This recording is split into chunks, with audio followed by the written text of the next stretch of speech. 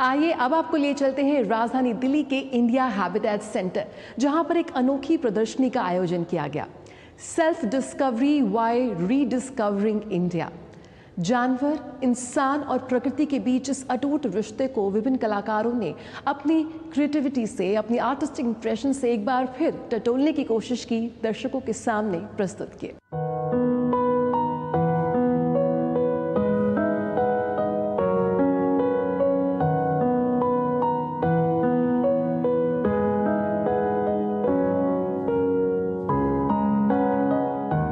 भारतीय कला का इतिहास बहुत पुराना है और ये देश की संस्कृति का अहम हिस्सा है। भारतीय कला के विकास को अलग अलग ऐतिहासिक कालखंडों में देखा जा सकता है। भारतीय कला में मूर्तिकला, चित्रकला और संगीत की समृद्ध परंपरा रही है। ऐसी ही एक अनोखी प्रदर्शनी का आयोजन किया तुले research centre for India studies ने दिल्ली के इंडिया हैबिटेट सेंटर में। विषय था self discovery via rediscovering India. इस प्रदर्शनी में इतिहास के पन्नों को पलटने की कोशिश नजर आई।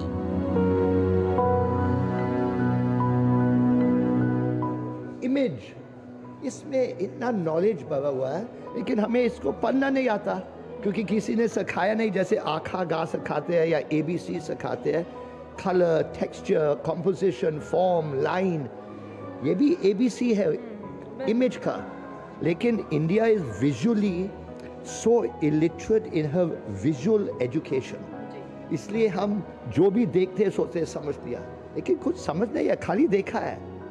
एंड ये जो फिर हमारा दिमाग बदलता है, इसके कारण हम सोचते हैं जो ये है कुछ और है, लेकिन असलियत में कुछ और है। और वो एजुकेशन जो होती है उससे सोसाइटी और नेशन बढ़ता है। इस प्रदर्शनी की खास बात ये रही कि इसमें शोले फिल्म का पोस्टर, जो किसी वक्त में सूरत के सिनेमा घर पर लगाया गया था, उसे भी प्रदर्शनी का हिस्सा बनाया गया। लोग इस प्रदर्शनी को देखने के लिए दूर दूर से आए थे और खास तौर से ये पोस्टर लोगों को अपनी ओर खींच रहा था और साथ ही ये भी बता रहा था कि उस समय आर्टिस्ट किस तरह से अपने हाथों से घंटों पोस्टर बनाया करते थे। देखिए, हमारे देश में ऐसे फिल्म आए हैं जो बिल्कुल सोल के अंदर, कॉन्शियसनेस के अंदर, दिल के अंदर घुस गए हैं। आवारा हो, गाइड, मुगल आजम, मदर इंडिया, शोले, दीवार, ऐसे पकीज़ा, ऐसे फिल्म्स हैं जो हर वक्त हमारे साथ रहते हैं, उनके गाने साथ, डायलॉग के साथ, स्टोरी के साथ, यादाश्त में, मेमोरी में।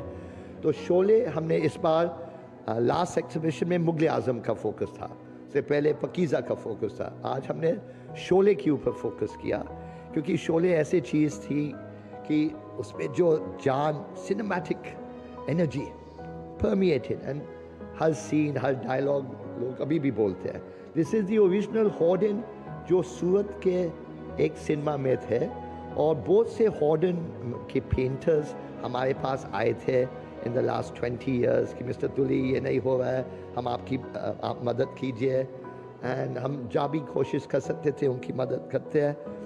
एंड उन्होंने बोला हमने ये बनाया था, आप ले लो, ये फट रहा है। तो हमने ले लिया। हम बोला था उस वक्त कि कहाँ रखेंगे इसको, लेकिन आज दिखा दिया। इस प्रदर्शनी में मानव और पशुओं के स्वभाव की एकाग्रता को कुछ फोटोग्राफर्स ने बहुत नजदीक से कैमरे में कैद किया। वाकई हमारे इतिहास में जो परंपरा रही है, भारत का जो समृद्ध इतिहास रहा है, उसे देखने का इस प्रदर्शनी ने अवसर दिया।